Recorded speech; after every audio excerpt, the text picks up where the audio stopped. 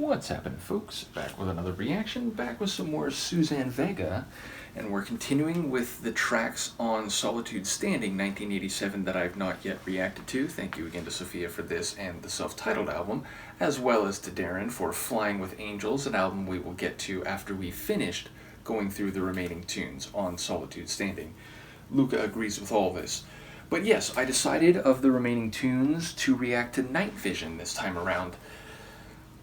I have two thoughts about this, and they in some ways are related, though they are functioning on different levels, which is to say night vision most immediately makes me think of the technology, whether you're talking night vision goggles or some device that allows you to see at night better than you would with your naked eyes. The idea of having especially attuned or sharp vision in an environment which is difficult to see through.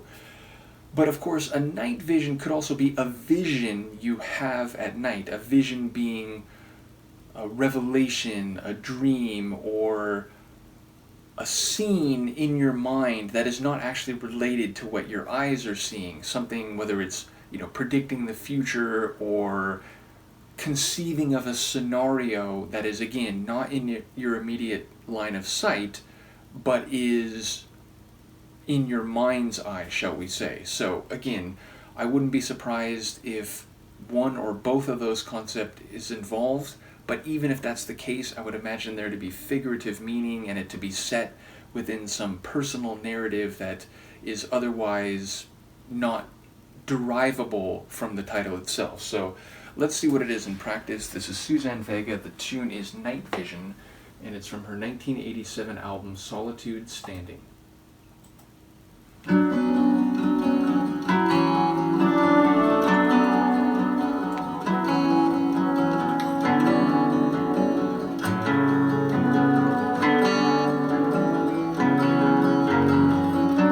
By day give thanks, by night beware.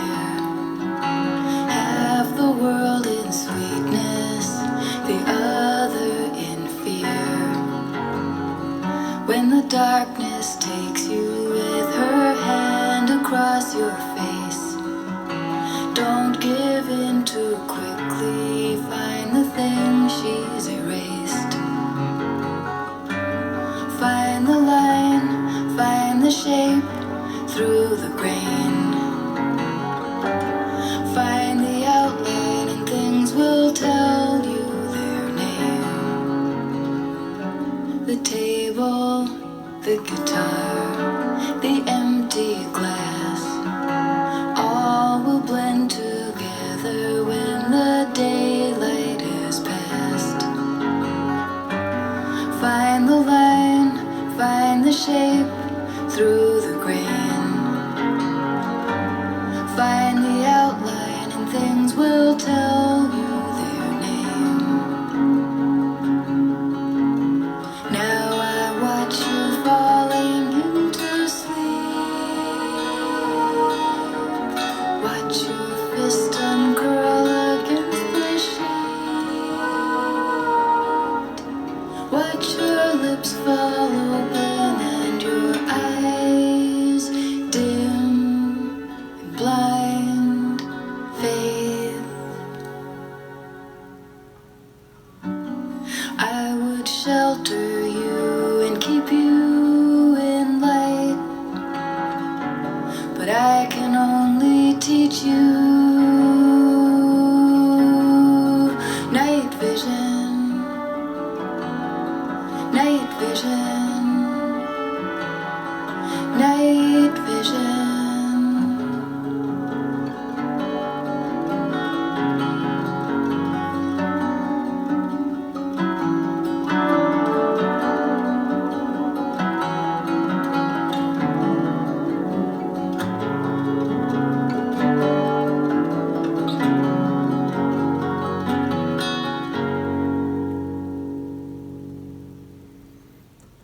Another lovely tune, and I'm never going to stop saying it. She really just does her own thing and has her own style and is a true poet-songwriter. The lyrics always have this poetry and metaphor and simile and evocative visual framework, though you can tell there's so much happening. So, okay, first of all, she talks about night and day, and what was it? I forget the way day was described, but then like night is danger, and then she talks about like half the world, and I was like, oh right, like, you know, at any given time half the world is in day, in sunlight, and in the other half of the world is in darkness. And then she's talking about how, you know, what was it, don't let the darkness, she's personifying the darkness as female, don't let the darkness, or like something like hold on to what she tries to take away with her hand across your face. And then very perceptively she talks about how all these different objects can bleed together in the darkness because suddenly they don't have clear definition and you can't see, you know, the colors that reflect off them and so on.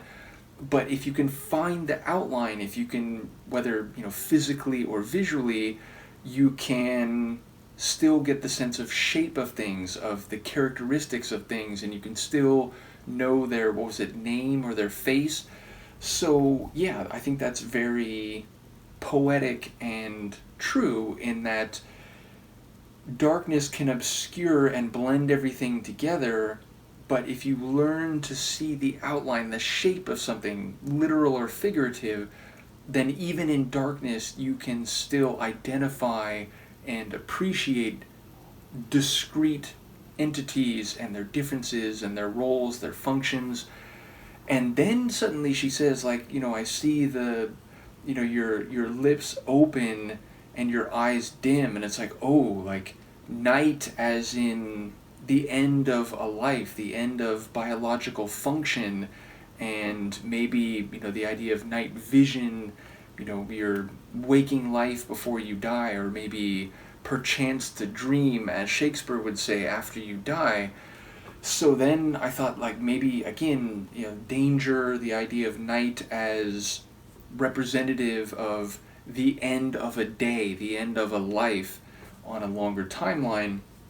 So I feel like there's some different meanings happening here. And then she says, you know, I can, what was it? I can only, like, teach you night vision.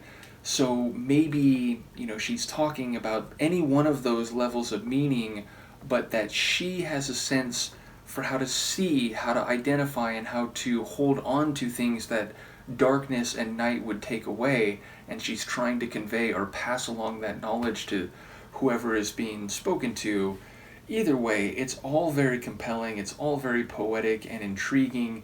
I enjoy her voice, it's always so tender, and yet still there's like, I was going to say cold, that might sound harsh, but like there's this detached nature to some of her vocal delivery where it feels like she's kind of musing, and she's feeling it, but she's not like feeling it intensely and, you know, telling you with passion and intensity. It's like she's kind of musing on life and just passing along this information and perspective in a sort of detached way. So yes, cold, but in a very compelling way, not like, you know, she doesn't care or it's not important, but like, you know, she's speaking truths rather than, you know, telling you a story with frantic intensity. So yes, lovely vocals, the guitar always there, always like setting the tone in her tunes. So another really fantastic track from Suzanne. Let me know what you think, and I will see you next time.